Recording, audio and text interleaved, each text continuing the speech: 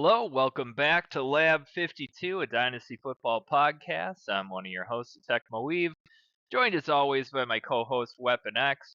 And as always, this is not Dynasty advice. Do your own research, and then you can talk about it at the water cooler with your friends and talk about the good trades and the smart moves you made. And you can say you did it all on your own. so, um, this week we're not doing it all on our own. We're going to be teaming up and checking out the wide receiver twos. Basically, any wide receiver in Dynasty that would be ranked 13 through 24. We previously did an episode where we covered wide receiver ones in Dynasty, and when I look at them, the order is a little different maybe, but it mimicked generally what Fantasy Pros has. But Fantasy Pros is also expert consensus rankings, so it isn't just one person's idea; it's a collection of individuals. Do you want to cover an original top 12? Absolutely, yeah. I covered the top 12 here. Our original top 12. Number one, we had JSN. Two, Chase. Three, Puka Nakua. Four, Amara St. Brown. Five, Malik Neighbors. Six, CeeDee Lamb. Seven, Drake London. Eight, Justin Jefferson. Nine, Tet McMillan. 10, Nico Collins. 11, Lad McConkey. And 12 was George Pickens. Yeah, man, this 13 to 24 when we start to get into this. I was looking at a few of the options that would go between 12 to 16. And I was thinking to myself, and you may be thinking this too, there's going to be a couple of these that I think we're going to be talking about them next year in the top 12. I mean, there's so much upside with some of these players. And that's why it's going to be real fun to rank these guys. Yeah, I don't know if I felt that way. I mean, maybe the first two, and additionally, maybe it's because we're in dynasty, rookie youth off season, right? Yeah. So you look at players and you prioritize that, but looking at a guy like Garrett Wilson, it's hard to get excited about him. I don't care what his talent is anymore when you're stuck in purgatory and you're 26. I does it really matter? And like he can get hurt. There's only going to be so many opportunities. Right now he has Geno. So a guy like Garrett Wilson, you could say, well, he's a good player, but and I get it. He's not who you were talking about, who's going to be a top 12 player. But I don't know. I felt myself as I was going through them, going, man, I kind of felt the list would be better. Um, when I say better too, I mean more certain that I Yeah. would feel good about these players, and then maybe at the final four, I would say, well, oh boy, we're getting to slim pickings here. But no, truly outside of pick 13, I didn't feel good about any Okay. of them. Okay. Yeah.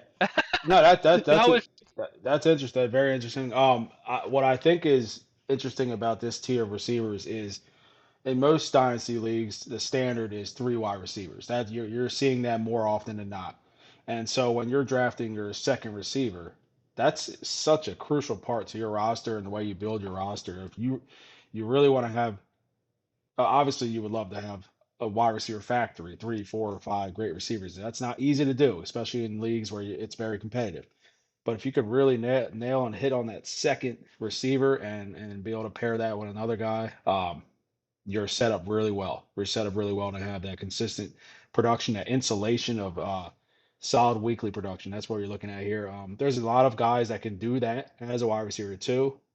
To your point, there may not be as many as I thought would be wide receiver ones. I think there are. I think there are a couple that could be wide receiver ones. But a lot has to fall into the right place, and there's also guys that have to land in the right landing spot. So that's a little. I'm alluding to one player, and when I say that, so.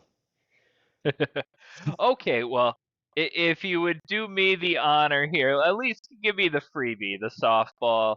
Let me do number 13 because the players I have ranked after this player, I don't even, I feel like I could move them around. I'm not too certain about it. But at number 13, it was the only pick I made where I said, yeah, no, this is who I would pick in Dynasty. And it's Emeka Egbuka. He'll be 24 next year. As we know, he got off to the hot start last year, and then really cooled off. But Mike Evans is gone. Chris Godwin is old. He's in a prime situation. Baker, he's a competent quarterback. His stats aren't necessarily eye popping. I mean, he had almost like roughly, I think he had a less than a 50% catch rate. And I don't know, maybe some of those are uncatchable passes. But 63 receptions on 127 targets. That isn't like, I'm not saying the guy is super efficient. That was a lot of targets, not even 1,000 yards, 6 touchdowns. But I guess for me, once I see players and they have the draft capital, they have the situation, and they blow up a few times, it's hard not to say, hey, this can happen any week. And I guess that's maybe overall how I feel about a lot of wide receivers. Other than your elite players, there's so many guys that could have 3 or 4 catches for 100 yards and a touchdown. It could be anybody. Could be Savion Williams on the Packers. He could do that one week. You get one long play, then they go, oh, okay, he's beating his man, and then they throw him a couple passes, and he has 3, 4 catches, 100 yards, and a touchdown. You don't see that with a running back. You're not just going to see typically some random running back go over 100 yards this week, because I guess I guess there's a lot less carries in a game than there are passes. But Emeka Egbuka, with the age situation, displayed production. Mike Evans leaving town. What more do you want out of a cornerstone piece to build around? And maybe he's not an elite guy. Maybe he's not a Chase. Maybe he's not a Puka Nacua. But there's no way for us to know that in year 2. Took JSN 3 years. I'm excited to see what kind of step he'll take in year 2. Yeah. This for me is one of the guys I could see definitely being wide receiver 1 tier next year. Um, Obviously you mentioned Mike Evans leaving. That does help. But if you look at him, everyone knows the start he had, entering the NFL. The start he had was unbelievable. And everyone obviously getting pumped up, excited, talking about him being the 102, 103. Who knows? We don't know who knows what the talk was at that time. But what I do know is there was a tremendous buy low opportunity midway through this season for Emeka Egbuka. I think that window is gone now. I think you're going to have to give up much more than you would have then. But since week 10, he had a 23.5 point game in PPR scoring. Since that time, he had no more than 10.4 in any of the games. So that right there, if you were looking to trade for Egbuka, you could have got him for much less than what you're going to get him for now, and that was the time. But now I think he's heading into his year 2 season, I think we're going to see him step into a valuable role with Baker Mayfield. I mean, everything's set up right now for him to have a really strong year 2, and he is one of the guys that I do believe. I mean, he's only got a hot in our rankings. He only has to go one spot to be in the top 12, but it's not like he's jumping an enormous amount. But it would be a great thing to see him get into that tier, and I think there's definitely an opportunity for that. All right, number 14 in our rankings. I'm going to go with the breakout player this year, Chris Olave. He had an outstanding year. Another fellow Ohio State player. I mean, I think we're going to talk about Ohio State players all over these rankings. It's unbelievable, man. It's just an unbelievable college producing receivers. Yeah, 16.8 points per game. He had 100 catches, 1163 in yards, and 9 touchdowns. That was the big thing for him. He hadn't had any season with more than 5 in his career.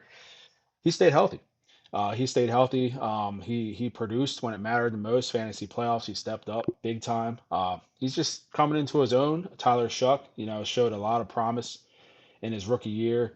They have a connection. There definitely is a connection there, and I'm excited to see that build going into the next year of Shuck's career. Chris Olave, we have always known the outstanding talent he is. He can make all the plays. He can burn you deep. He has great route running. He's just a great player. Obviously, his concussion history was something entering this season that was worrisome, and of course, that's still gonna be worrisome. It will. But I think Chris Olave and the way how hard he worked and how much it meant to him to have the year he had, definitely happy for him, and I'm definitely excited that he took a step up this year, and I'm excited to see what he can do next year. Yeah, I mean, I think that pick makes sense.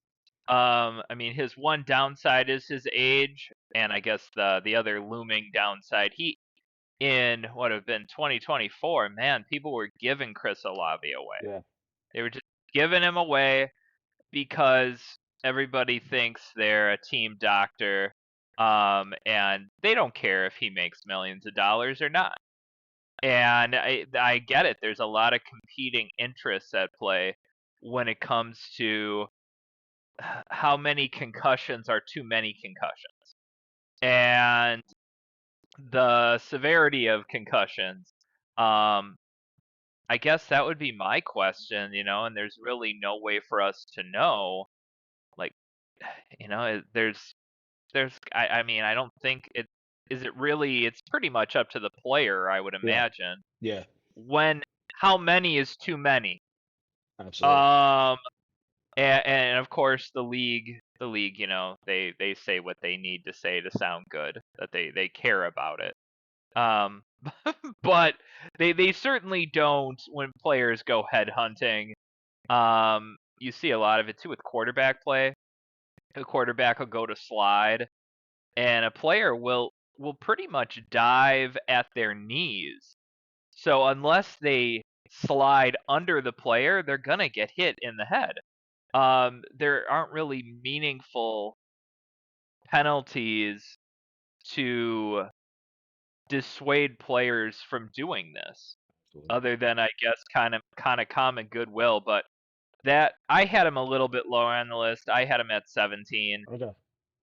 because you know when you think about his value, if he has to sit another 5 6 games, he's it's going to be hard for him to stay in the top 24. But last year was the first year he put it all together. Everybody's been waiting for a year like that. So, yeah, it was great, and the situation doesn't seem to be getting any worse anytime soon.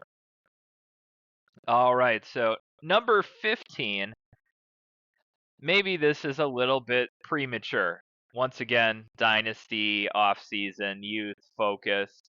Um, but these are the types of players I want to have on my roster on a dynasty team. Certainly at this time of year, players with the arrow pointing up, players with all the hype, and players that, yes, while the narrative is hyped up, it could actually be true. And when you have Keenan Allen leaving town, Roma Dunze, he kind of got his shot last year. Uh, didn't he didn't look awful, but he didn't seize the moment. With the age and the excitement, and we can't really say Burden has had a lot in this Luther Burden at 50, or excuse me, at 15. Can't say he's had a lot of displayed production, but he was super efficient with his catches. Good catch rate here. I just had it up. I think it was something like, there it is, 60 targets, 47 receptions, 652 yards. Guy is just, it looks like they always say it looks like he was shot out of a cannon. He's visibly faster. One of these terrific yak players, the yards after catch. If it's me, I'm taking him over a lot of other players that I'm feeling kind of wishy-washy about, and saying let's shoot for the moon, especially in a PPR format. Now that Keenan Allen is gone, and maybe they unlock Luther Burden, and he becomes the one. Um, to me, that's what you got to do to get ahead. Sometimes you got to take a risk, not a crazy out of this world risk, but take a risk that a guy like Luther Burden is going to take that next step. And if you're wrong, you're wrong. And he's a wide receiver 2 some weeks. He's a wide receiver 3 overall. Okay, you miss. But if you're right, he's in the top tier next year. So I like Luther Burden here at number 15. All right, so this one I'm gonna have to, yeah, this one I struggle with this one a little more, and it's not because I don't like the player. I do like the player a lot. Um, I just I can't put him this high yet.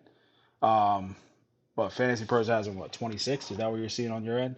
Oh, I could go check Yes, that out. 26. Yeah, No, 20, this 26. this was a pick of my own choosing. Yeah, Yeah, no, I no problem. No problem. You're one of many who are very excited about Luther Burden and what he can do. I'm not by any means. I'm not. He would be in the top 24 if it were up to me. He would be. I just don't think I'm putting him here at 15 yet. I think there's a couple others I'd rather have ahead of him, but I like the situation. I like the opportunity. You know, with DJ Moore going to Buffalo, obviously that's opening up more potential for him. And we saw the skill set. You know, exciting, really exciting player. I just don't know if I'm ready to put him that high yet, and I don't think you need to draft him at that point. I don't know. Right now, I'm seeing him more often than not in the fourth round, which I guess you're looking at players in that range. Olave, I think is third round. Burso Bird fourth. So I guess it's not crazy to when you look at it in a startup draft sense. Where he's going right now to have him in the top 15 ranking. But I'm just not comfortable yet with it. But I do understand the excitement, and I do think he can definitely take a step up, 100%. I have no question about it. Number 16 is the guy I alluded to earlier, and I don't have any evidence to say this is. I don't have any evidence to tell you why I think he should be at 16. But I just think certain players coming out of college have certain skill sets, and it's really going to be about landing spots. So this is kind of tough to make the selection because we don't know where he's playing. Um, and obviously, if he lands in a great spot, this is gonna solidify this even more. But I'm gonna go with Carnell Tate at number 16. Um, I just think when you look at a guy like him with his skill set, the combine obviously he didn't run as fast as other receivers, but he ran basically what most people would expect. 21-year-old receiver coming out of Ohio State. I'm not saying just because he's from Ohio State he'll do what all the other guys do, but man, what have we seen so it recently? sounds like you're just Yeah, picking the college. I just think we will see him get drafted in a really like the draft capital is going to be there. It's going to be there, and that immediately has people they're thinking, all right, Carnell Tate draft stock is there. They're gonna obviously whoever is drafting him, that's going to be the guy that they want to start next season as they're going to build their offense. We'll see who he's going to be with, but if he's the guy, the show there, that's huge wherever he goes. So for me, it makes it difficult not knowing where he's at, but I trust the talent. I absolutely trust the talent. He's one of them guys that he could definitely make those contested catches. I think what we're gonna need to see from him is he's got to find a way to break free from those corners that are in press coverage. He struggles a little bit with the physical corners, and that's going to be the only thing that I would be concerned about because when you get to NFL, you're playing against the toughest corners you're ever going to play against. But Carnell Tate, age, draft stock, potential. I'm projecting that he'll get picked very high in this coming draft. And I just think when you're in Dynasty and you're looking at your roster, you're looking at the potential picks that you can have. I think Carnell Tate is of those three receivers that we've been talking about in this rookie draft. I think he's the guy that I would feel most comfortable putting at this spot. Yeah, I mean, I had a I just put the way I didn't pick one of the three, Lemon, Tyson, or Tate. I actually had that whoever that was going to be in a good situation, I had them at number 19. Okay. I'm not comfortable enough to pick one because let's say Carnell Tate lands on the Giants. I know I've seen him mock there. Okay, well he's not gonna take over from Malik Neighbors. You put him in a situation where he's not the number one guy, and they're assuming they're gonna put him on the outside, and I don't know, but I mean I didn't have that far off, but I guess I had a bigger net that if all of a sudden Makai Lemon goes to the Commanders or he goes to the Saints, I'm willing to say whoever that the wide receiver of the top three that goes to the best situation, they certainly make it into our wide receiver two list. Yeah. But if you want to say Cardinal Tate, I only got him 3 spots off for where you did, so Yeah. we're certainly in the same ballpark. For sure. I just think when you're comparing the three receivers, I just think overall skill set, he has the best skill set. I think when you look at him and the way he plays at all levels, he can excel. He can excel at every level. He has speed. He didn't have the 4.3 speed in the combine, but we've talked about that before. That's not everything. That doesn't mean everything. It's how you look on the field, game tape, how you're playing, field speed, in game. That's what matters. And he checks all the boxes from what I can see. But again, if he lands with a team that has another solid wide receiver one, that's gonna make it more difficult for him to have a huge leap in year one. But it doesn't mean he can't succeed. We've seen teams with two receivers do well, but obviously it's going to come down to who the quarterback is. So yeah, I mean that's one of those picks again. It's it's not easy to make a pick when you don't know where the guy's at, and that's why for me it's harder. But I still like the talent. That's why I don't have him there at 16. Excellent, excellent. Well, at so that was at 16. At number 17, going with the guy who can't seem to get out of his own way. Um, this isn't the type of player I certainly would want to draft. That's the thing. I didn't feel good about putting him here. Just because I don't want to have players that have had like multiple run-ins with the law, multiple boneheaded things, multiple high-profile criminal involvement on some level. Um, but because the NFL, they're just going to ramp it up. And as we kind of see without this list, that wide receivers, to a certain degree, unless you're a truly elite wide receiver, you're replaceable. And that's kind of how I feel about him. But he's in such a good situation, and when he's on the field, boy, you're happy you're playing him. Rashee Rice. I'm going to take him here at number 17. Um, and I've been trying to look it up here, and I can't necessarily find it. Maybe you're able to know. Here it is. He had last year. He had like some car racing issues, a high-speed car crash. And he already received his penalty for that. So you figured, okay, he's out of the woods. Then no, as of February 26th, he's facing a lawsuit for domestic violence. Now, lawsuits, allegations, those things may or may not even be true. And a little bit of money can make everything kind of go away in a lot of these cases.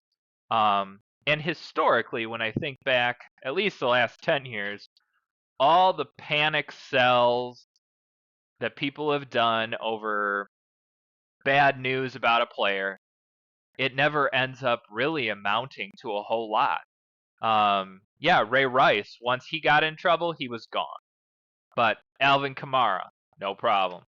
Tyreek Hill, the only thing that's having him not play in the NFL right now is his play. But I mean, he put up some nearly historic years. And Rashee Rice, to me, it feels like he is truly a product of his situation. But the situation is just so good with how they were running the offense through him and Travis Kelce. Um, in a PPR format, he would blow up any given week.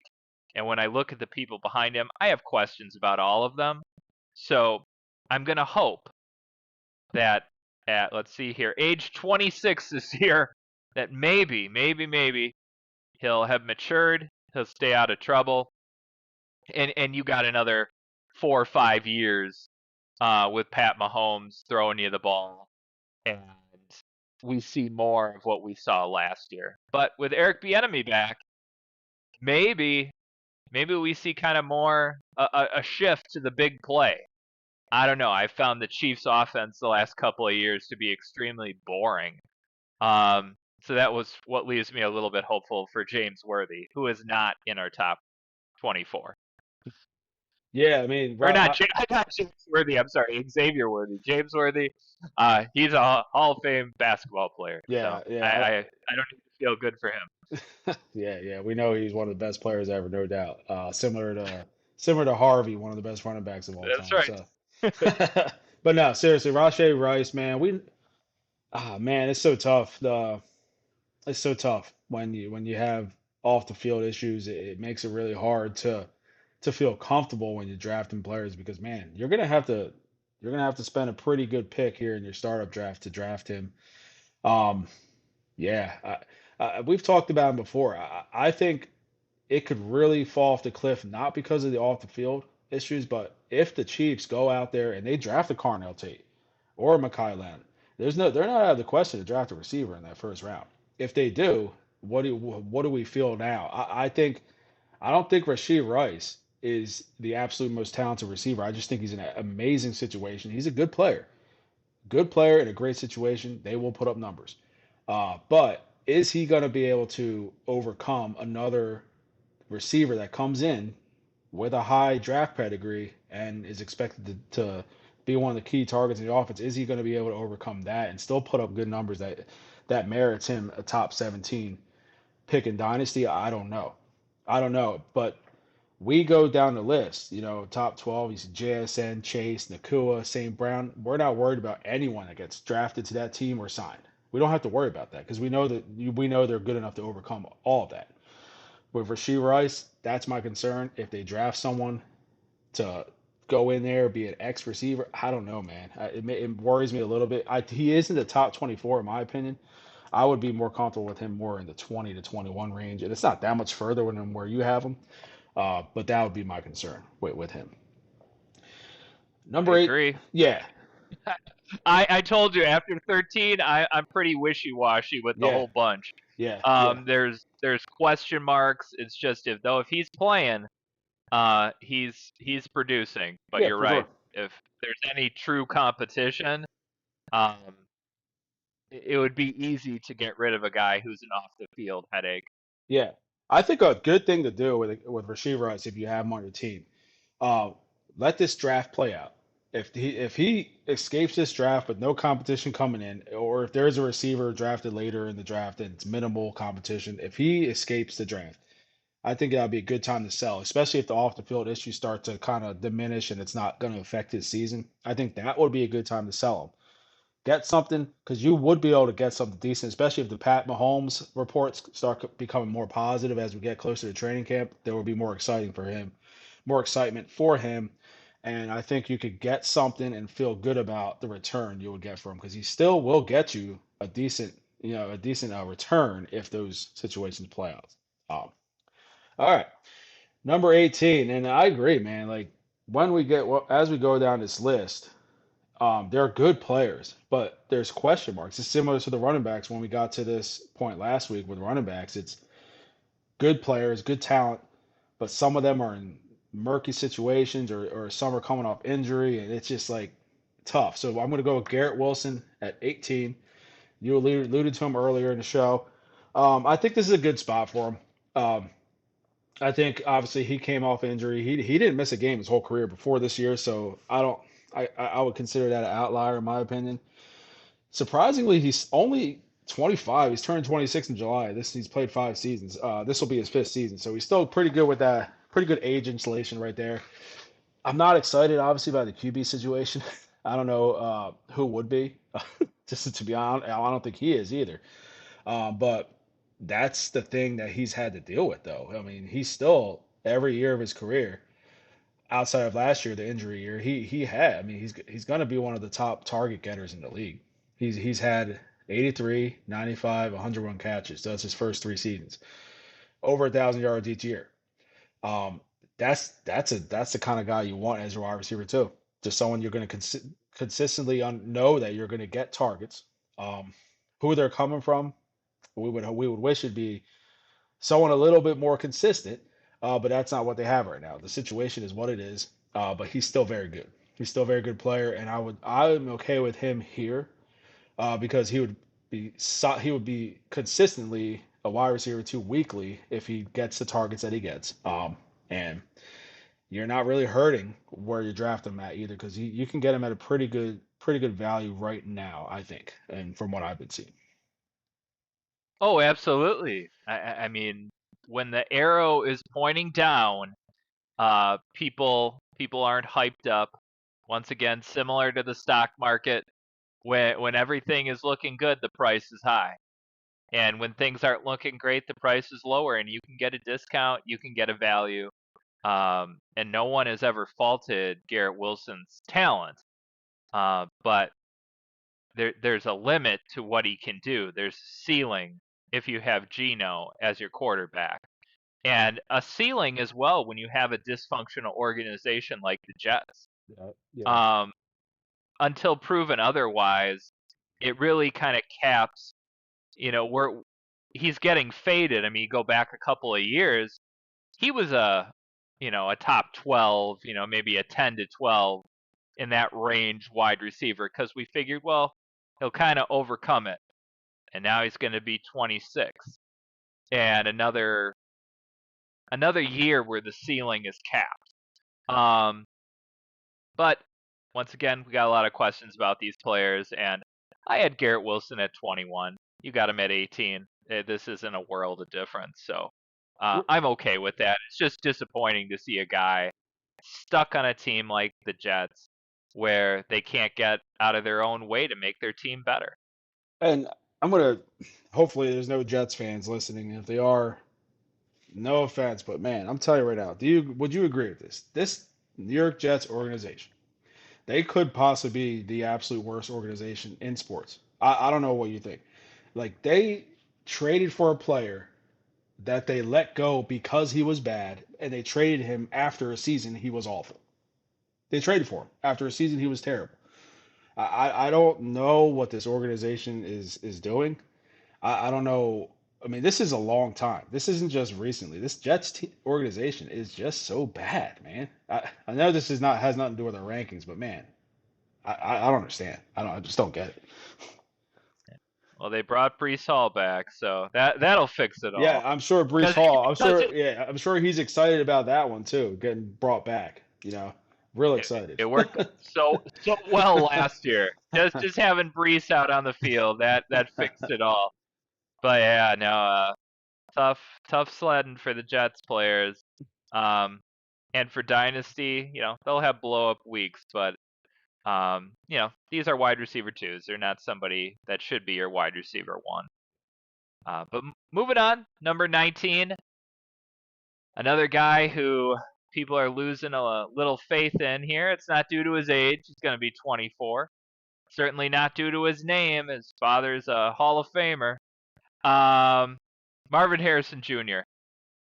I, I do not buy into, the whole Michael Wilson that all of a sudden now he's this great asset. No, it was Jacoby Brissett was just chucking the ball. No different than when Jameis Winston turned Jerry Jeudy into some superstar for a year. And there was no Marvin Harrison out on the field. Marvin Harrison has all the skill set, all the draft pedigree. Now he doesn't have to deal with, tiny little Kyler Murray back there ignoring him or playing too much Call of Duty. It should be a really, I would imagine, potentially very fruitful fantasy production from Arizona wide receivers. If they're going to be a bad team this year, don't you want the alpha that's out there? Unless you assume Marvin Harrison Jr. isn't. I think it's a wonderful time to buy low. Just a couple short years ago, he was a top 10 startup pick. Everyone was anointing him. He's, basically the LeBron James of wide receivers. And, you take him top 10. I saw that in startups a couple years ago. Now everybody, where you're kind of falling out of love with him because the statistics, they're to be honest, they're very disappointing if you just look at the statistics for the year. Hasn't topped 1,000 yards. Isn't playing full seasons. Um, maybe life was too easy growing up in a rich household. I don't know. He doesn't have the desire to be great. I don't know. But I'm going to say, hey, he's still a young person. He'll be 24. There's certainly a lot of room to grow. The situation should be better. And if you can get him here at we had him at number 19. Yep. There's a potential there. You have a guy that, he's certainly a top 12 wide receiver if he stays on the field, and Jacoby, throws a good 35 to 40 passes a game. He'll be a wide receiver one. Yeah, 100%. I think the only reason he's even here is because just the year he had. I think if he has another, even if it was just a decent year, he's definitely up higher because you look at the draft capital, your number 4 overall pick. We see the talent; it just hasn't happened for him yet. But like you said, let's see what happens now. Another year of Jacoby Brissett at quarterback. I think Marvin Harrison could really make a good leap this year. I really do. Michael Wilson, I think, is a really good complementary receiver. I don't think so. With Michael Wilson, I don't think he was just a 1 year wonder type deal. I think he's going to have a role in that offense. He like when you watched him play, he was making some really good plays. He was looking like a really really good receiver, and he is a good receiver. But that's not really that big of an issue, I don't think, for Harrison. It's not a bad thing to have another guy on the side, on the other side, taking pressure off you. And if it's going to be a team that's throwing the ball like they did last year, I know they have Trey McBride taking up a lot of targets too, but Marvin Harrison, a big receiver, he can score touchdowns at will if you let him. Just give him that opportunity. So yeah, I'm excited. I'm excited to see how he is this year. I think he's got tremendous upside. I mean, that's no question about that. But yeah, I'm very comfortable with him here at 19. No question about it. All right, number 20. It's going to be one of the more controversial receivers, but I still feel very, very confident in. It's AJ Brown, number 20. That's who I have here. We all saw what happened. We all saw what happened this past season. Man, it was bad. It just was bad. The whole entire offense just wasn't good. Wasn't good in Philadelphia. Is he going to be in Philadelphia next year? That's been the question all off season. I mean, there's no guarantee. The coach straight up said, "We don't know. He's not guaranteed to come back." But I think the Eagles will keep him. I personally think he'll be back, and I think because of what they're asking for in a trade, they're asking for a lot in a trade, and most teams will not trade what the Eagles are asking for AJ Brown. He's 28, so obviously that is another reason why teams wouldn't want to give up a ton to get him. But he is that good. I still think he is that good of a player. I think he can come back next year and give you, if you have him as your wide receiver too, number 20 here. I think he's still like because I like to see things in a 2 to 3 year window, and I know you're similar when it comes to fantasy football. And AJ Brown, if he remains in Philly or if he goes to a pretty good spot where he's the clear cut number one with a good quarterback, 2 to 3 year window with him as well could be solid there too. So with AJ Brown, it's all about right now. It's all going to be about where will he be. I do believe he'll be in Philadelphia, and I do believe he'll do well. I don't have any question about it. I just think last year, throw that out the window. I think the Eagles are going to be a lot better this year coming up with a new offensive coordinator and just trying to get rid of all what happened last year. Yeah, no, it's funny. I didn't even have him in my top 24. Oh my goodness! All right, we're I gonna have to end asked this. him. It's done. We're done. We're gonna have to close this out. We're closing this one out. Tecmo Weave. I guess he's been playing too much Tecmo Super Bowl recently. I guess AJ Brown's not in the game. I guess he doesn't know who he is. I don't know what's happened here. Oh my goodness. I didn't even put him in there. Nah. Actually, at number 20 for me, I had Devontae Smith. Oh, okay. Nah, Give, not give a. me the guy. Give me the guy that's a little bit younger, the guy that's not having the trade talks, the guy that skill set isn't declining, the guy Oh, who doesn't have all the arrows pointing down. Because once again, this is just who would I want to build my dynasty team around right now. yeah. I have a hard time spending a pick at number 20 on a guy who's going to be 29 years old. You better be producing at like Christian McCaffrey type levels for a wide receiver. Something ssimilar where I can say, "Hey, you're the outlier. You're the Devonte Adams. You somehow age doesn't matter."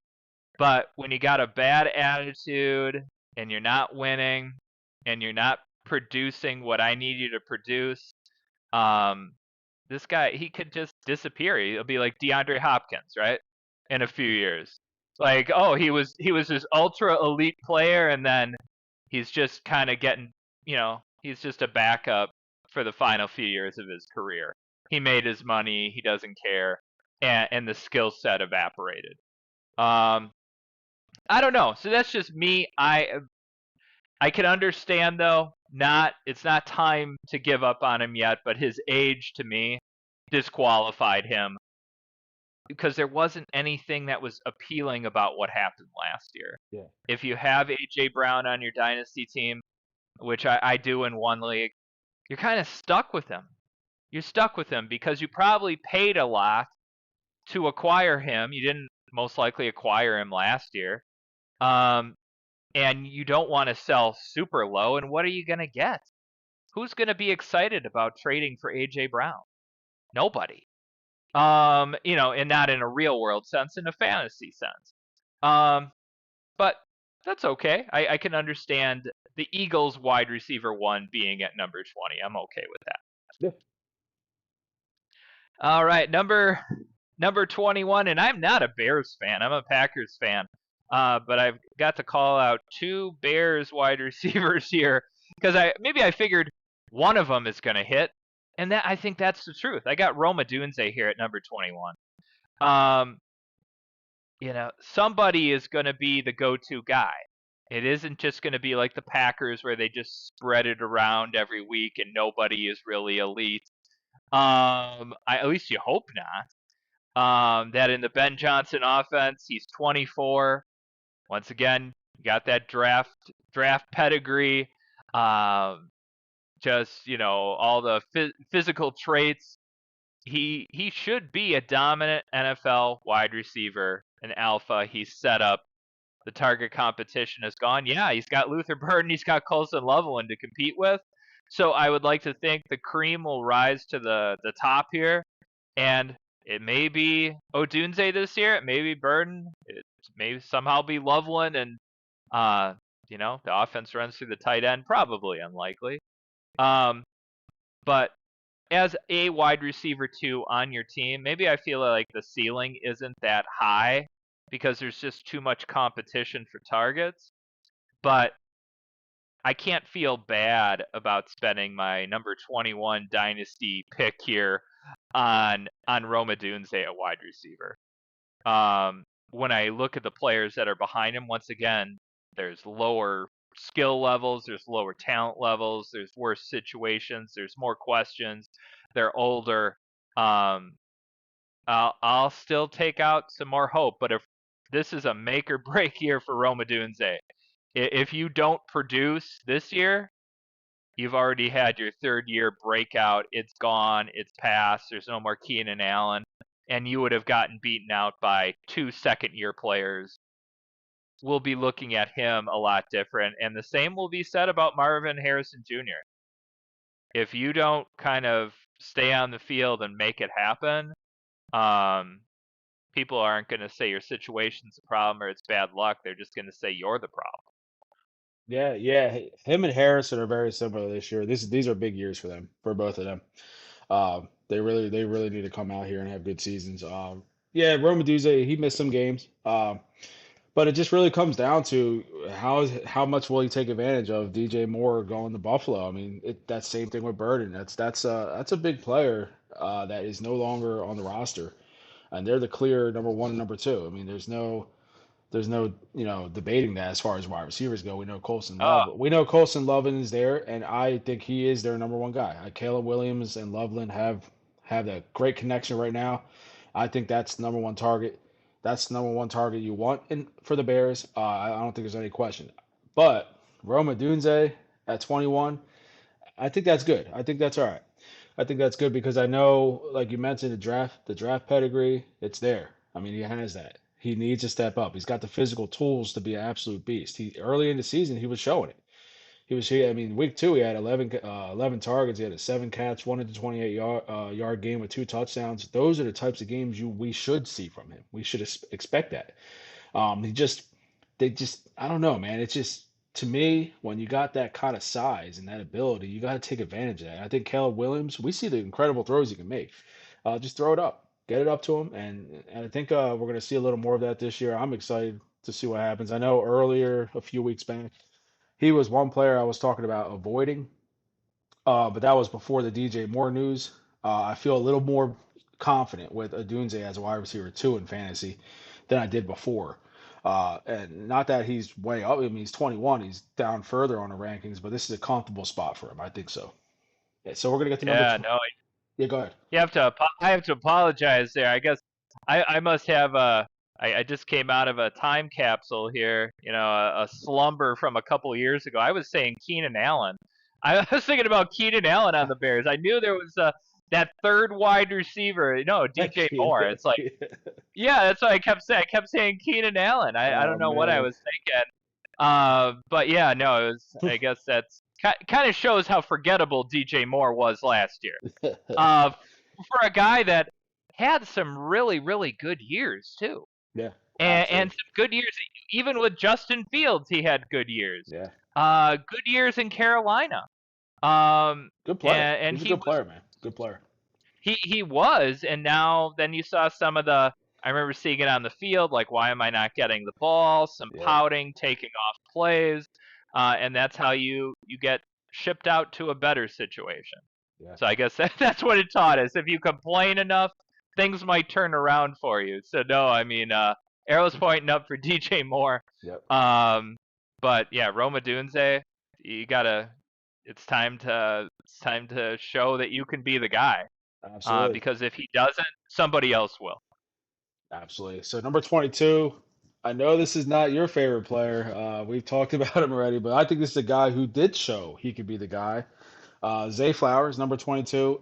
At this point in our top 24, I think this is comfortable spot for him. He's put up back-to-back 1,000-yard seasons. He's had 116 targets, 118 targets the last couple years. If we see that creep up to the 130, I don't think we'll ever see it get to 140.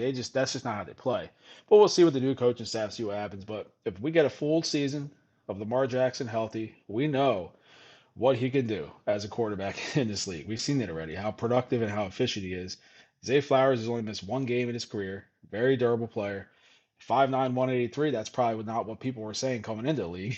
Durability probably was not something they were giving him credit for, but he's shown durability. He's a first round pick. They built he is their key. He's the key to this passing offense. It's 100%. He's the key to the passing offense. They got Derrick Henry there to take so much pressure off everyone on that team. Zay Flowers at 22. Yeah, I mean, he had 243.3 fantasy points in PPR last year, 86 catches. I honestly think he showed he could be the guy. I don't know how you feel now after a couple weeks, but I know a couple weeks ago you were not too excited about Zay Flowers. I'm still not excited. Oh man. Uh, I had him. But here's the thing. I had him at 23. Okay, okay. I could be not excited about a player Yeah, yeah, and still acknowledge, well, who else is going to go in that spot? yeah, It's just the ceiling isn't where you want it to be. He's a boring asset to have. You're not he's not going to be somebody you're going to be able to trade for a higher end asset. It's going to have to be one of these 2-for-1 deals. yeah. And the guy you add in is Zay Flowers because he has a generally a perceived decent floor. But it's just he's not an exciting player that I would want to have. I wouldn't mind. I guess I'd take that back. You get him at the right price, or if somebody trades me, I do the 2-for-1, and I get Zay Flowers and somebody else. Okay, I'm happy having him, but you add Zay Flowers to your team, you don't look at him as a difference maker. Your team isn't going to necessarily get better. You just have more depth at that point. And if I'm drafting this time of year, maybe I want to take more swings for players that will increase in value or will have a more prominent role on their offense. But you have him at 22, I got him at 23. We both agree. Whether you think he's exciting asset to own, he has at least, strangely enough, some stable value. But he is no longer a young player when he's going to be 26. Yeah, for sure. And yeah, he may not be making the most exciting plays ever, but sometimes those are the guys that are good parts for your team, you know. And if he's your wide receiver 2, wide receiver 3, I think I'd feel best if he was your third receiver. But we're talking about wide receiver 2s right now. And if he is your wide receiver 2, I still think that's okay, especially if you have a top tier one to start your team. So I don't think you're really hurting him if he's a guy like you said. He's pretty. His floor is solid. He's got a solid floor. Does he have those boom games? Once in a while, he will. But when you have a steady floor, steady production, and if you have a good overall roster, he's definitely not hurting your team. Not at all. No, I think that's right. He's not going to hurt your team. I would just think, you know, he's just not exciting. That's all. But how but but but yeah, who is at this level, that's right? what I was Who's about to really say. gonna? That's what I was gonna say. At Yeah. this level, how many league winners are we talking about right now? How many have we listed today? League winning players. Not many. You know what I mean? Not Nope. many league Not winners. not What a you know? not a So whole lot. I mean, maybe Marvin Harrison yeah, Jr. yeah. You assume that he turns it around and he gets the targets, the mass amount of targets Michael Wilson got. Yeah. Okay, then all of a sudden you're saying you got him at a discount. That's one of the moves you got to make to win the year. Mhm. Or Luther Burden, if all of a sudden they're giving him 140 targets, and he develops into that Amon-Ra St. Brown role, all of a sudden you say, wow, that's a move that helps you win your league. Yeah. But most of these other guys, no, I don't think so. Yeah. For sure. And But that's the thing. Since we're not really I mean, it's not that some of these guys can't become that, but we're generally you're talking about wide receiver twos that you're comfortable having on your team in your lineup weekly because they're going to produce consistent production. So basically, you just don't want to mess up when you're drafting your wide receivers in dynasty because at the end of the day, we all know these are the the assets that you have on your team that carry the most value year to year. So you don't want to draft. I mean, you want to draft guys like Marvin Harris. You want to draft guys like Adunze, Abuka, guys like that are young, up and coming. Because if they hit, now you have an asset that their value is going way up, way up. You may not see that with Flowers, but I think there's a couple guys on our list that, I think Ibuka, I could see with Marvin Harrison possibly, and Tate that I mentioned earlier. Guys like that, I could see we're talking about them next year. I'm not talking about them being top five, but I think we could possibly see a couple of them creep at the end of wide receiver one tier, depending on how these guys in our list in the top 12 do this year. absolutely.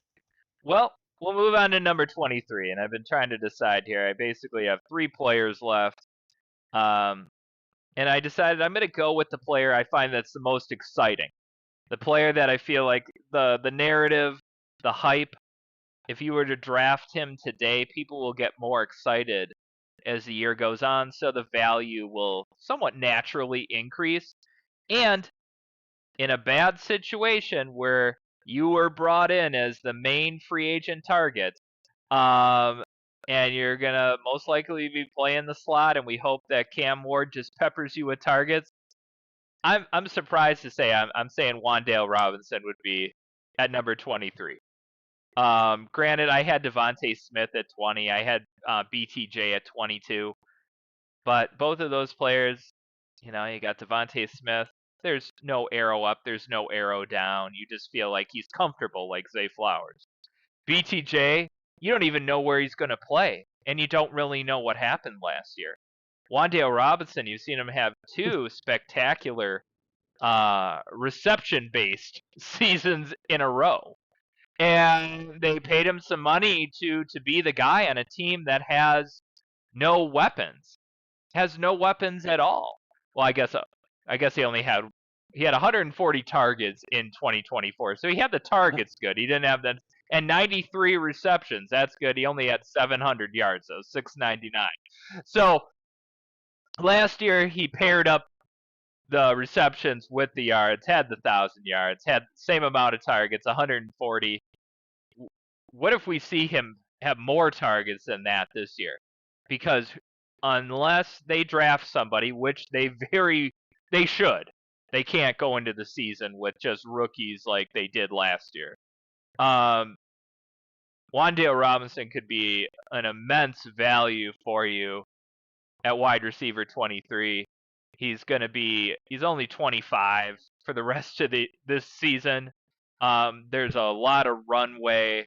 Really good looking role this year. Is he going to be a league winner? At this value, he just might be. He might be a league winner for you if he puts up a nearly another 100 catch season and you're getting him at this level. And then it makes you wonder next year, okay, then you can sell on the hype after he has a good year in a good situation. And they'll add more targets around Cam Ward next year. But at this point, the best they can really do is add in another rookie. And the rookie is still going to take time to develop, and it's probably not going to be Mekhi Lemon. So at best, it's Carnell Tate or it's Jordan Tyson. Or they don't go with either of those guys, and then they go for a lesser known wide receiver. And I don't know. I'm happy with Wandale I Robinson definitely here at didn't see 23. that one coming at It's a all. I pick really that I didn't. would be I didn't excited see it about. coming just because I didn't even see him on my list. I mean, he was pretty far down, but I'm very intrigued. I'm very intrigued after what you were saying right now. Definitely intrigued. I just didn't think about it because when I've done all the mock drafts I've done, the startup that we're currently in, you don't need to draft him at that spot 23 to get him. Like I don't know. I mean, I've seen him more in the 30s, in the 30 range more. I think he might get bumped up a little as we get closer to the season, and it may not be crazy, as we get to week one. Who knows? Maybe people are starting to talk about him as low end wide receiver too. It, I was kind of laughing a little bit. The 93 cat, 699 yard. That is a running back right there. Like how in the world? Like that, I don't even know like how that could even be possible, but it did. It happened. But like you said, this year, he had 1,000 yards, but the same amount of targets.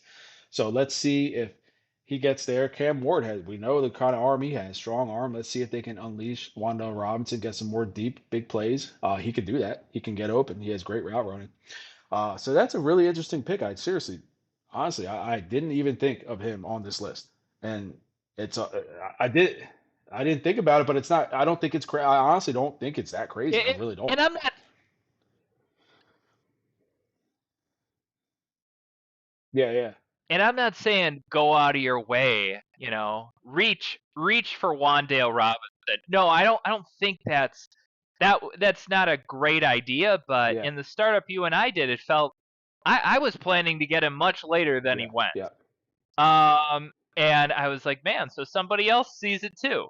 Somebody else sees the potential. Um, and you could be in a league like ours where somebody else does reach for him, and then, okay, well, cat's out of the bag. Now he needs to produce at that level. This isn't speculative when you're spending, significant assets to yeah, get a guy like him when you could go get Devontae Smith, and you know what you're getting. You're getting a proven guy with a Pro Bowl quarterback, potentially falling into a wide receiver one role, or you get BTJ. Okay, he had one down year.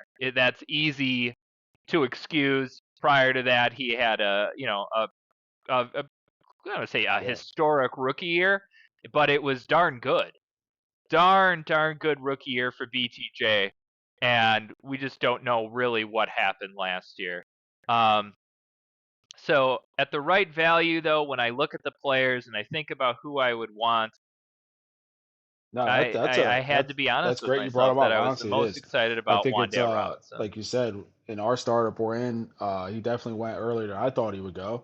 But maybe like you were mentioning. Maybe that's what the dynasty community is starting to see now. Maybe what he can be coming into the season. Maybe it just hasn't caught up with his ADP yet. We'll see what happens as we get closer to the season. Maybe his ADP will start to rise, and then we'll look at our rankings and be like, yeah, that's about where he should be.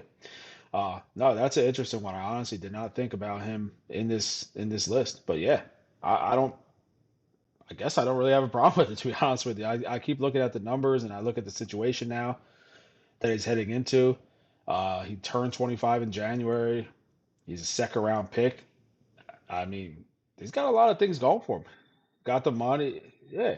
Got the money. He's got a lot of things going for him. So yeah, He got the that's money. actually very Yeah, he interesting. got the money. I did not. Yeah. Yeah, I was not expecting to hear Wandell Robinson's name tonight at all, but I'm okay with it. I actually am okay with it. All right, and as you were talking about Wandell Robinson, I was thinking about 24. I actually had a name written, and then I crossed it off. I crossed it off, and I'm like, all right, I'm gonna go with a different player. I originally had Makai Lemon, but I'm like, I just don't know. I don't want to go with two unknown landing spots. I You want to go with a no, guy who actually has had two really good seasons. no, This year, he was a no. wide receiver one in fantasy football, and most people wouldn't expect if this guy is on your draft board, the fourth or fifth round, and you draft him, and now you have him as your wide receiver two. You got a wide receiver one from last year, Jameson Williams. I mean, I think he's only 24 years old. He's turning 25 in a little bit here. He's entering his fifth season. He had 1,100 yards this year. He's not going to get you a ton of catches, but the thing is, certain players in certain offenses, like the one he's in right now, they can excel. When you got Amon-Ra St. Brown on the other side, you got Jared Goff. You know the kind of offense they have. They throw the ball. They love to throw that football, and they got a good running game as well. Man, I think if he could just put another season like he just did. I mean, he's coming off 2,000-yard seasons in a row. We know the type of I don't know if you hear that, but there's a major storm in the background right now going on. It's booming. It, it it's bo- it's booming over here. Oh It no, is no. It booming just over here, and I think sounds like maybe you're moving this is around. what we're going to be hearing That's in all. Detroit this year with Jameson Williams having some monster games. No, I really think he's very interesting. And I heard something the other That's day. right. If you have a guy with these numbers in 2025, but then you have Luther Burden put up, say Luther Burden put up the same numbers Jameson Williams put up this year, 1,000 yards, 65 catches, all 17 games. Where would Luther Burden be right now? He might be ranked as a top 10 receiver. But yeah, so why Oh, what is the reason people would people look aren't at looking it a at lot different. Jameson Yes. Williams as a guy that could be higher up in our rankings? Why is that? I mean, he's still young. He's got the draft pedigree, number 12 overall pick out of Alabama. We see the talent. Is it because you're just concerned about him? Like, is he just going to mess up? Is that what we're concerned about? Because I don't think it's his talent that we should be concerned about.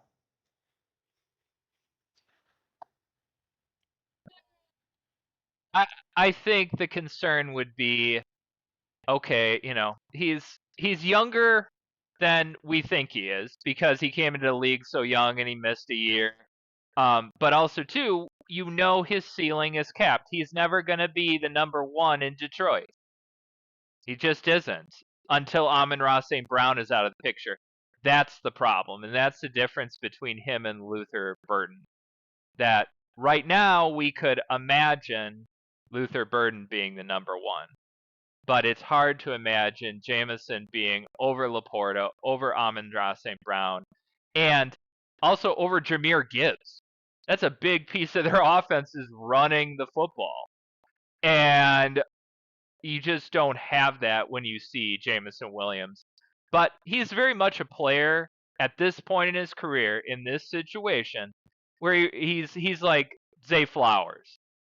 If you get him, you can feel okay about that. And he's younger than Zay Flowers. And I've owned him in a few leagues. There are some weeks you said, why am I even doing this? Where he puts up a goose egg or he gets like, two targets. At least it's how it was last year. New year, new results, hopefully. But I think he's produced enough that I'm totally happy with him here. I think that's fair when we're factoring in age. The situation for him is just as good as it was before. I just don't know if Yeah, the I think massive yeah.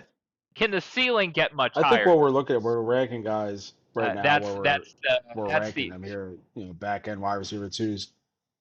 I think you just want a player to be in a good offense, and if they're in a good offense with a good quarterback, I think that's when you feel a lot more comfortable about a wide receiver two at this range. It's different if you're drafting a player who has all the potential, all the upside, but doesn't have a good situation. That's a lot harder to draft them here. But I think with James Williams, situation's good, talent's there. He's not going to be the number one receiver on his team. But there's a couple players that we have here on our list that they may not be the number one receiver on their team either.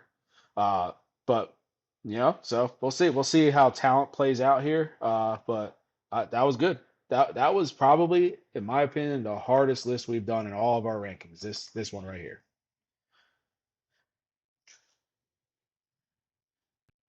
It was.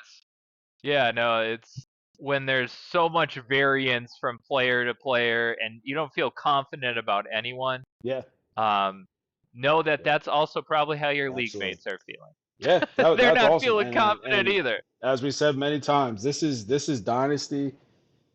You got to pick the best values you can, and you have to go with what you see year to year. You go with it, and you understand what you're seeing on the field, and just trust your instincts on these players because these are valuable players to add to your team. Um, yeah, I had a lot of fun doing these rankings, and I know we're going to be pivoting to a different type of show next week. If you want to kind of allude to that next week.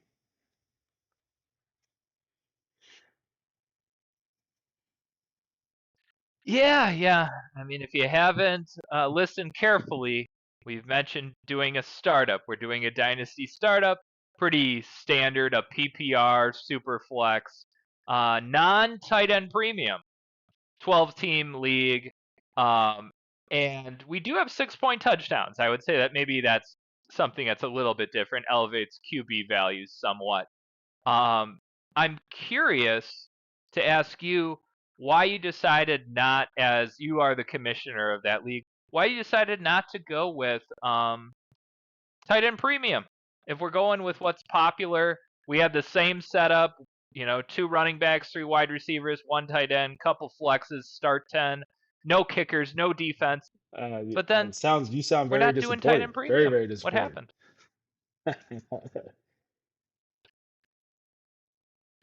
I was. We're doing everything like everybody else, and then it's no, we're not doing that. We got the. We're trying to be Yeah. doing the popular choice, and then your friends are wearing Yeah. Air Jordans, and you got a Yeah. pair of British Knights on. Honestly, You're I'm like, fine no, with it's it. You not. know, I'm It's fine with it. In not my the opinion, same I don't thing. really think it really matters. I don't really think it fixes the issue of, trying to elevate the position. I don't think it fixes the problem. I don't really think it does. I know when you have tight end premium, it's going to elevate that position, but I honestly only think it does it for the top tier ones. Uh, Bottom tier tight ends, how many of them are getting 6, 7 catches a game? There's still going to be guys you don't want in your lineup anyway. Like I don't know. I don't really think it fixes the actual problem that it's trying to fix, and sometimes it might actually make it worse. It might actually make the problem worse. I think a lot of leagues are doing it. I understand why. I get it. But now I know they're trying to bring them up more closer to the wide receiver position, but I just think it only boosts the top ones, and the top ones are going to be doing what they do anyway. Like Trey McBride what was he, a top 5 wide receiver point wise this year? He's going to be doing that no matter what. They're going to be doing that no matter what if they have that kind of year. You're not really going to We have to boost look it up. Bretton Strange to a top 10 receiver just because it's tight end premium. So I don't know really. My opinion, I don't think it really does a whole lot. But again, I'm okay with it. It's not a big deal. Like I'm fine with it. For me, I say, you know what, tight ends, receivers, running backs, you catch the ball, you get a point.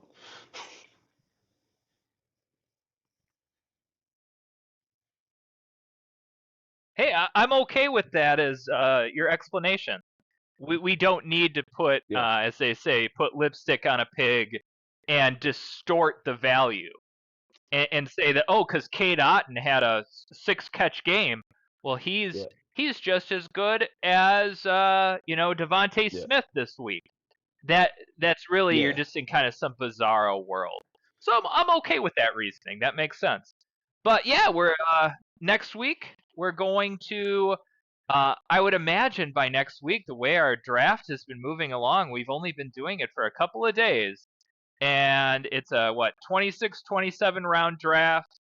There's no IDP. It's just all offensive players. Rookie picks are included, and we're gonna be covering some of the rounds. I think we're just gonna make, if you're gonna be doing a dynasty startup. Most likely, it would be a similar format to the one we're in, and you can hear where players are going and what's happening and strategies people are using in modern, as most up to date as it can be. Because next week, I would imagine we'll certainly be in round 20. Potentially, we'll be all done by the time we're filming or recording this. So yeah, I think it'll be exciting, and we're gonna have a Yeah, special our special guest guest on. is going to be one of our league If you members, want to talk a one little of bit our about fellow our league members. special He's been guest, on the show before, back in the old times of Lab 52 in the 2021 year. Back then, who knows what it was, but it was a long time ago. But no, he joined us a few times back then. It's a Mario Star. Awesome guy. He knows his stuff. He's a tremendous dynasty player. We enjoy having him in the leagues we've been in. I know you are a commissioner in a couple leagues. You have him in one of your leagues. Uh, Great guy to have in your league. We're excited to have him on next week. Oh no. he's the Zay Flowers of the Dynasty League. He hasn't won any championships, but you know what you're getting. You're getting a good floor, and you're getting sometimes an elite ceiling. But no, he's very good. He's a Yeah, absolutely. Dynasty 100%. 100%. owner number one in my book. But that's it. I think that's all we got today. I think our time. Let's see here. Oh yeah, we went over an hour, so it's time to call it quits. Get back to our draft here, and hopefully everybody stays excited. And I'll certainly be excited to talk about next week. There'll be so much to talk about. Absolutely. Yeah. Again, Hearing I your opinion, appreciate hearing everyone who Amaro's listens. opinion, I'm excited for that show. It's always great getting the feedback that we get. It's fun. We have fun with this. We just love talking dynasty football. It's just something we enjoy to do. We are so thankful for everyone who does listen, and we hope everyone has a great week. And we're excited to talk about the startup next week.